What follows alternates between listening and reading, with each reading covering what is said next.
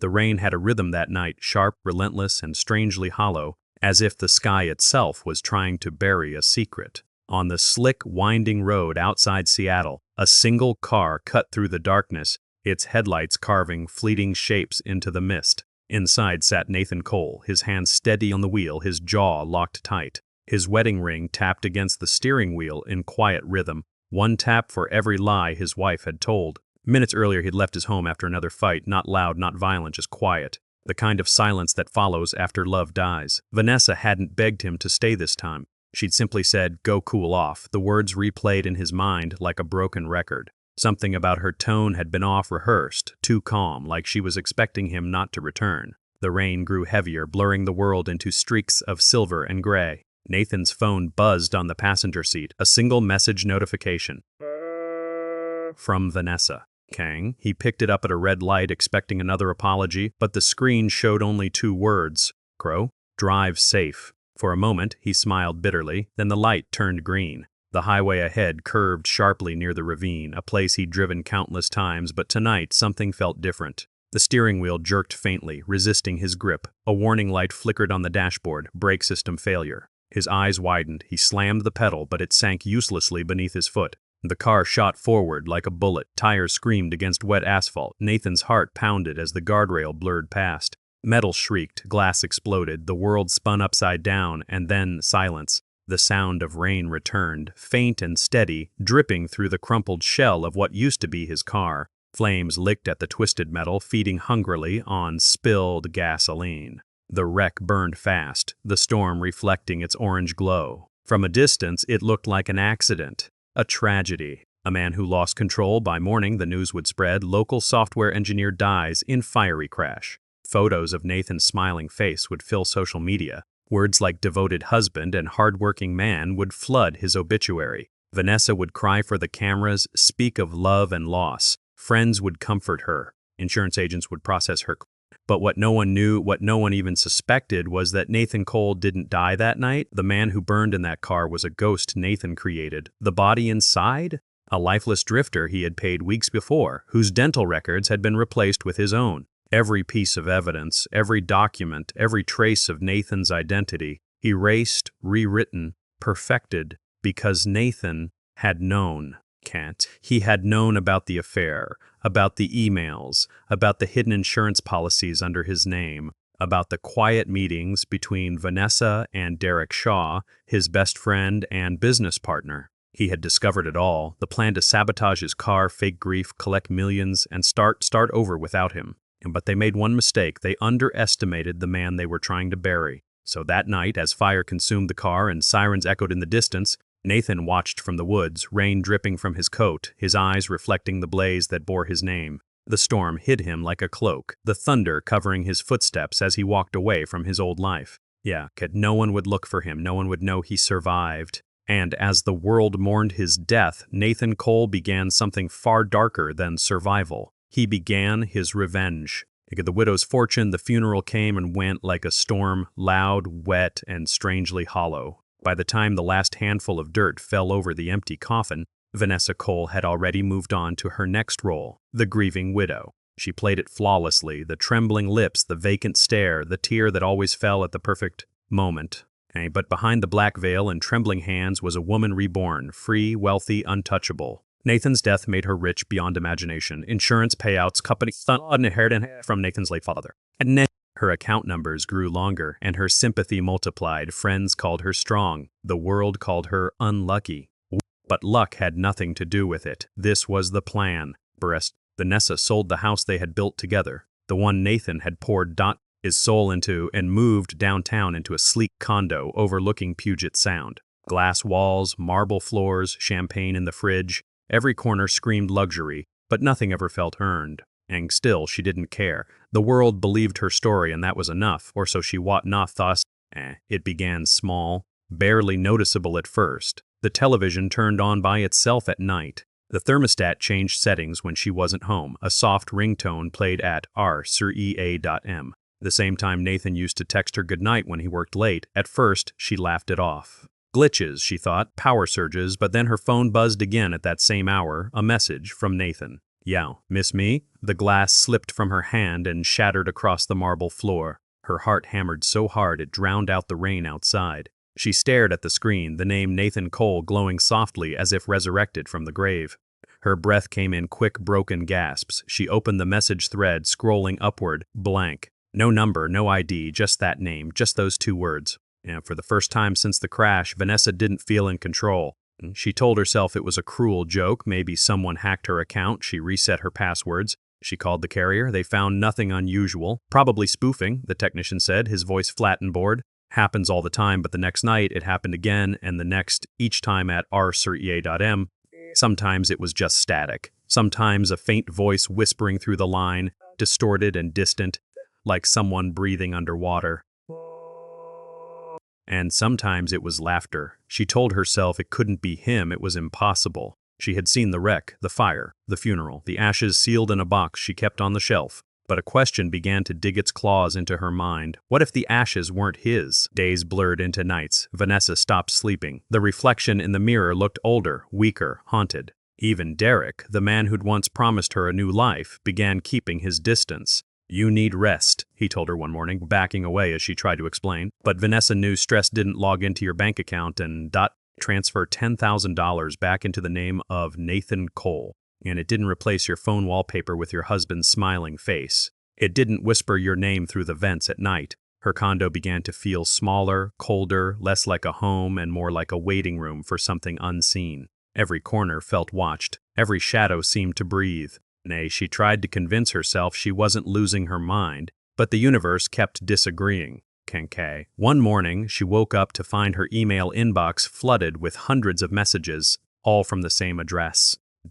Each email contained only one sentence, different words, different dates, but all ending the same way. I never died, Vanessa. She deleted them, blocked the address, changed her phone number, but they kept coming from new accounts, from new devices, always at r.ea.m. By the end of that week, the news broke. Derek Shaw, company founder of NVC Technologies, under federal investigation for embezzlement and data fraud. And somehow Vanessa's name was mentioned in the leaked files. It didn't make sense. She wasn't part of the company anymore, but someone wanted her involved. Someone was writing her back into a story she thought had ended in fire. That night, as thunder rolled across the city and the rain began again, Vanessa sat alone in her luxury condo with every light on. Her phone was turned off, her laptop unplugged, her curtains drawn, and yet, at exactly r.ea.m. and her stereo clicked on by itself, static, then a voice, faint, crackling, broken, familiar. Ness, why did you lie? Her scream echoed across the glass and marble, bouncing through the empty space like a ghost laughing in the dark. Somewhere across the city, under another name and another life, Nathan Cole watched from his laptop, calm and silent, the reflection of her panic flickering in his cold eyes. He didn't smile, he didn't need to, because the game had just begun. The ghost in the mirror, the mansion was quieter now. Too quiet, a silence that didn't belong to peace, but to secrets buried beneath marble floors. Laura stood by the tall window, her reflection faintly visible in the glass. Outside, the world moved on. Inside, her world waited to explode. It had been 2 weeks since James's funeral. The pitying glances from neighbors had faded, replaced by whispered curiosity. Poor woman, they said, losing her husband like that. But Laura didn't lose him. Not entirely. His face haunted her, his voice echoed in her dreams, and his secrets were beginning to rise from the ashes. She first noticed it one morning while sorting through his old office. The smell of his cologne still lingered, faint and bitter. She opened drawers, searching for bank papers, insurance forms, but what she found was something else entirely, a second phone hidden under a stack of documents. The screen was locked, but she recognized the model. James never used this one around her. The wallpaper flashed once when she pressed the button, a photo of a woman, smiling, young, red hair, and wearing the same necklace Laura had seen in one of James's old photos from a business trip. Her hands trembled. The perfect husband, the grieving widow, all lies. He'd been cheating. And worse, this woman was no stranger. Laura remembered her, a real estate agent who had once come to their home for a meeting about property sales. James had brushed it off, just work, he said. But there was something else on that phone, a saved message notification. She didn't know the passcode, but the name of the sender was enough to make her heart turn to ice.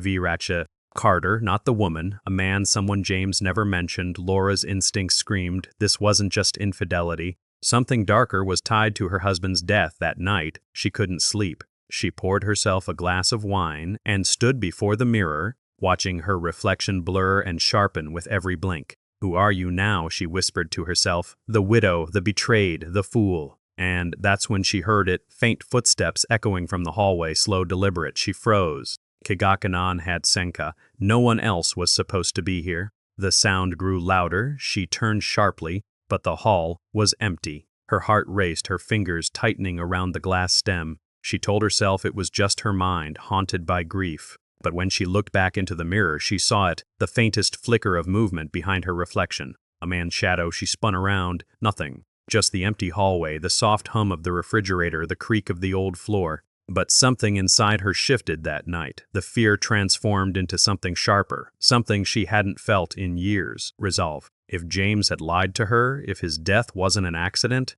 she would find out who did it and why. The next morning, she took the phone to a hacker service downtown. A quiet man named Felix, known for unlocking the impossible. He didn't ask questions. Within an hour, the phone screen flashed open, and what she saw nearly made her drop it. Dozens of messages. Transfers, hidden accounts, all leading to a name, Vince Carter, a business partner, but also someone James seemed to owe. A lot. The tone of the messages shifted over time, from polite reminders to threats. And the last one, sent just a day before the crash, chilled her to the core, If you don't deliver by midnight, I'll take what's mine, one way or another. Laura's pulse thundered. She scrolled further. Photos of her, the mansion, her car, Yanai 9 She scrolled further, photos of her, the mansion, her car, her routine. Someone had been watching her, documenting her every move. And in one final message, time-stamped only hours before the crash, James had written, "I'm gonna fix this tonight. If anything happens to me, it's not an accident." Her knees buckled. Her husband hadn't died by mistake. He was murdered, but by whom? Vince Carter? Or someone even closer? She looked out the window, the reflection of her own face, now a stranger's. Half broken, half burning with vengeance. And as thunder rolled across the horizon, Laura whispered the words that would define her new life. They took everything from me. Now I'll take everything from them. The next day, she sold one of her luxury cars, the same one James had bought for his business partner. But instead of grief, she wore calm determination. Step by step, she would uncover every secret her husband left behind. And when she did, she would make them all pay. Rain drummed against the tall windows as the mansion sat under a gray, heavy sky. Laura didn't hide her obsession anymore. The files, the photos, the old receipts, they now covered her study like a battlefield map. She had circled one name over and over in red ink, Vince Carter. She traced the letters with her fingertip. Vince wasn't just James's business partner. He was the one who'd been threatening him. And James had died the very night he promised to fix it. The more she pieced together, the more the accident felt staged, too perfect, too convenient, but there was a problem. Vince wasn't a man you could simply confront. Every attempt to find him ended in dead ends, fake companies, ghost addresses, and closed accounts. It was as if he had vanished right after James's death, until one night the phone rang, a private number. Laura hesitated, her pulse quickening. She answered, and for a moment all she heard was silence. Then a voice, low, composed, almost amused. "Mrs. Dalton," it said. "You're looking in the wrong places." Her throat tightened. "Who is this?" A small chuckle. "Someone who knows your husband better than you did." And before she could respond, the line went dead. That was the moment she realized someone was watching her again. That night, she searched the security footage from the front gates. The last few days showed nothing unusual, until she paused on one frame. A black SUV parked just beyond the streetlights, no license plate visible. The next frame gone. Her heart pounded. It wasn't paranoia anymore. It was a game, and she was already a player. The next morning, she visited James's lawyer, Mr. Haynes, a man who had handled their affairs for years. The kind of man who pretended not to notice the tension behind smiles. He greeted her kindly, but the way his eyes flicked to the envelope she carried told her he already knew why she was there. "I want to know everything James kept hidden," she said flatly. Haynes sighed, leaning back. "Mrs. Dalton, your husband, had business interests. Some of them were risky. He tried to protect you by keeping them separate, and one acre." She slid the phone across the table. "Then explain this." Haynes looked at the screen, his face paling. Where did you get this? I'm not answering questions today, she replied coldly. You are, he hesitated. Vince Carter wasn't a business partner. He was a broker, one who dealt with off-the-record investments. Your husband borrowed heavily from him, and when he couldn't pay back, Carter started pressing, how much? Yeah, enough to destroy him, Haynes said softly. James transferred everything to a hidden account, trying to buy time. But the night before the crash, he emptied it. Laura's eyes narrowed. Emptied it where? Haynes hesitated again. To an offshore account. Under a name that wasn't his. She leaned forward. Whose name? He swallowed hard. Yours. The world des Shekak and Dakenang Fagkatter. The world tilted. For a moment, Laura couldn't breathe. Mine? Yes? Haynes whispered. He transferred every cent to your name before he died. The realization hit her like a tidal wave. James hadn't betrayed her. He had betrayed her. He had protected her. Everything he did, every secret he kept, was to keep the money and her out of Carter's reach.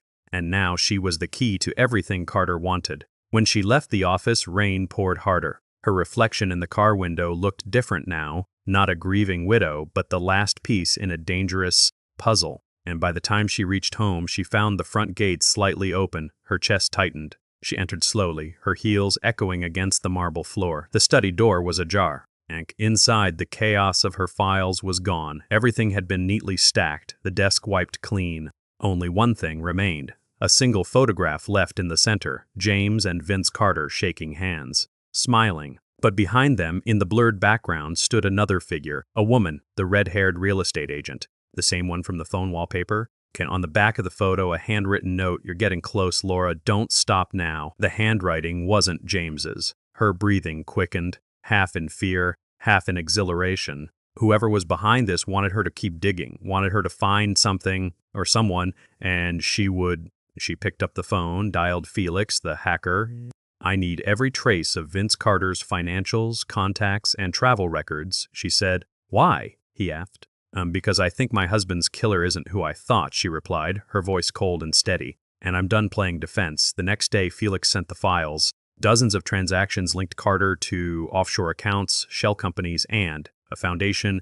When Laura recognized instantly, it was the same charity James had donated to every year. The same one run by the woman with the red hair. Laura's heart turned to stone. She finally saw the pattern. Vince and the woman weren't strangers. They were partners. And together they had played James like a pawn until he broke. And now she understood the voice on the phone, the shadows, the message. They were trying to scare her into running, but she wouldn't run, she would strike.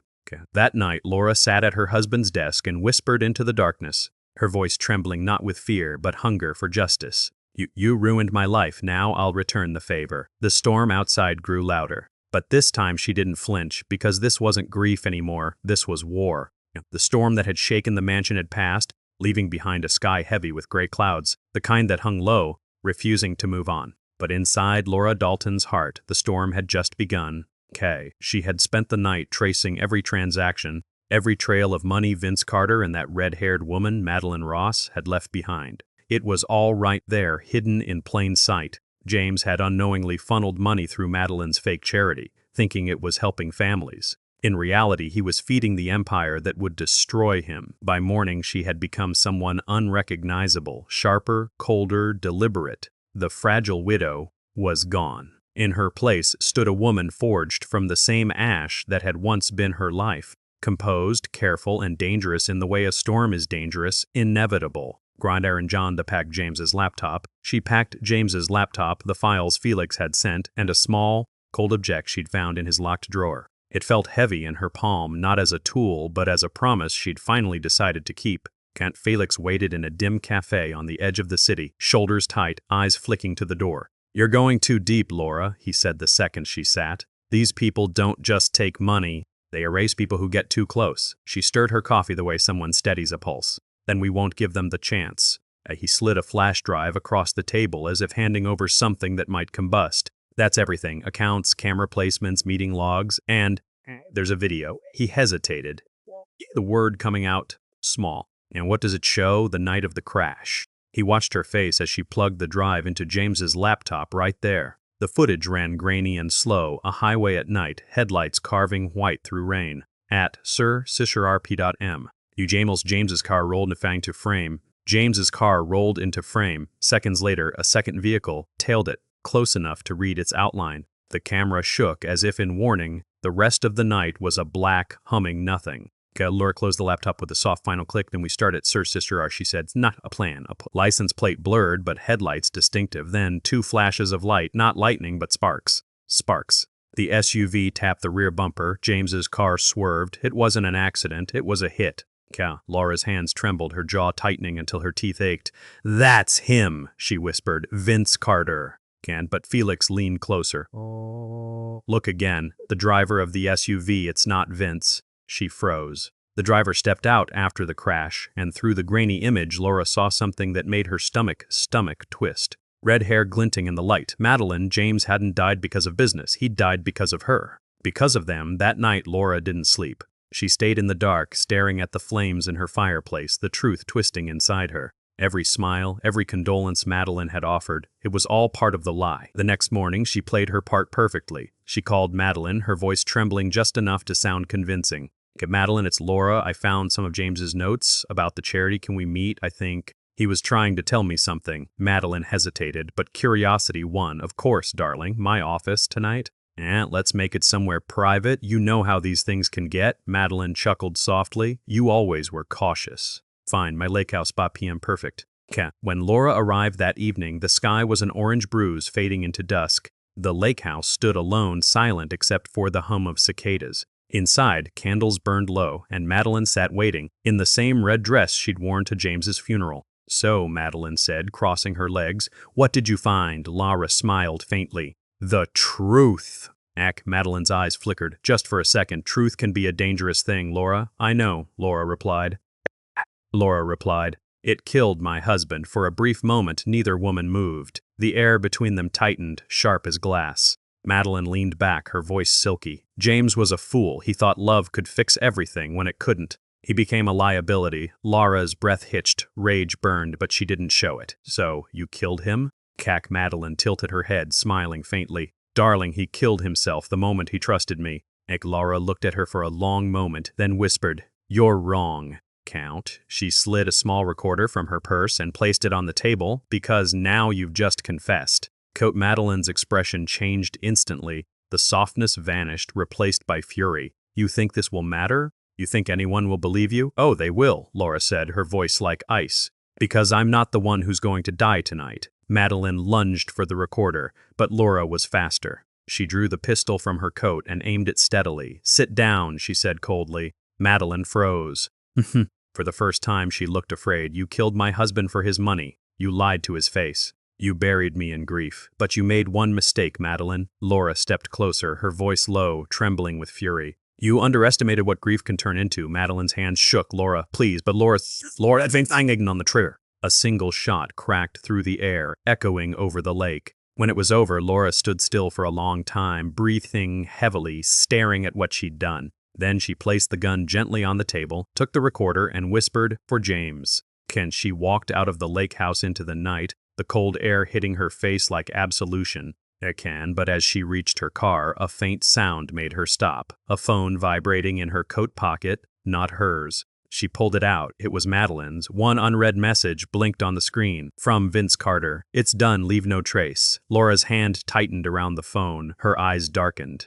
She thought the war was over, but it had only just begun. At the return, the night was darker than memory itself, thick fog swallowing the Daffern road as Vanessa's car rolled toward the old industrial district. Her trembling hands gripped the wheel, following the address scrawled in the letter's fading ink. Every turn led her deeper into the city's forgotten veins, where broken windows stared like hollow eyes and rust whispered the sound of decay. The instructions were clear. Come alone. Midnight, no police. She stopped in front of a massive iron gate covered in graffiti and vines. It creaked open on its own, the sound echoing through the silence. Her heart thudded painfully.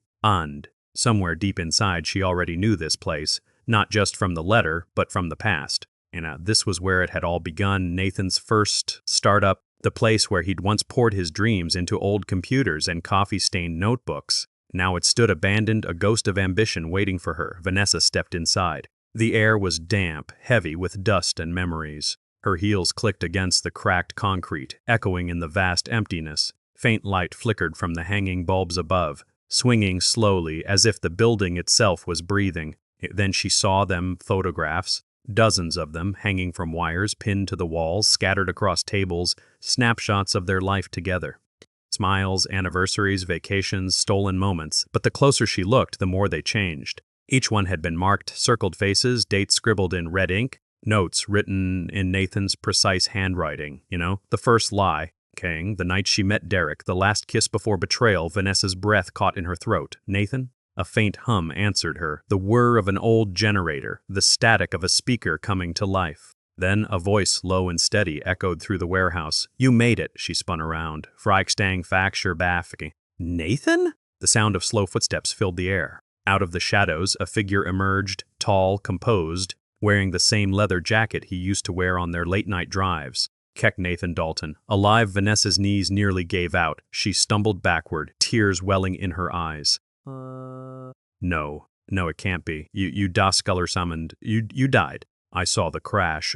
Nathan stepped into the flickering light, his face calm but cold, like marble carved from betrayal. You saw what I wanted you to see. Her voice broke. Nathan, please, I didn't mean, it wasn't supposed to happen like that. Derek, he said you were stealing. He cut her off with a quiet, measured tone. Don't lie again. Not here. Vanessa fell to her knees, sobbing. I was scared. You were leaving me behind. I thought you were planning to take everything and run. Nathan crouched down in front of her, his eyes dark but unreadable. And so you tried to destroy me first.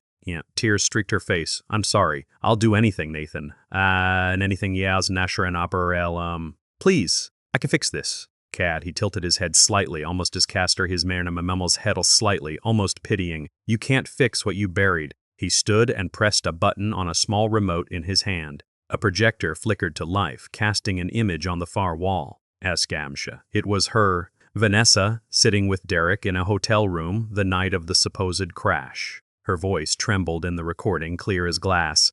Once the car goes off the bridge, it's done. His accounts transfer automatically. No one will ever know. Vanessa's scream echoed through the warehouse. No! Nathan, please, that's not what it sounds like. But Nathan wasn't looking at her anymore. He was watching the upload bar on his tablet screen as it reached. Byfender byte. You didn't kill me, he said quietly.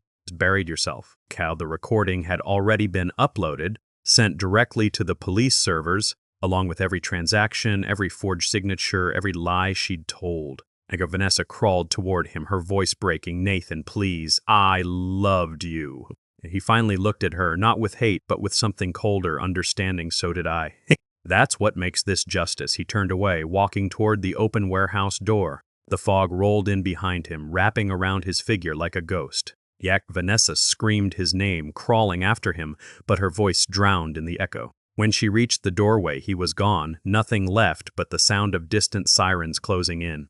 By morning, the police found her still kneeling among the photographs, her mascara streaked down her face, wrists cuffed in silence. The news spread fast, widow arrested for husband's death and financial crimes. They called it the perfect deception turned inside out. But somewhere beyond the city limits, in a quiet, coastal town, a man watched the sunrise from his small boat. A faint smile played at his lips as he unfolded a piece of paper, Vanessa's letter.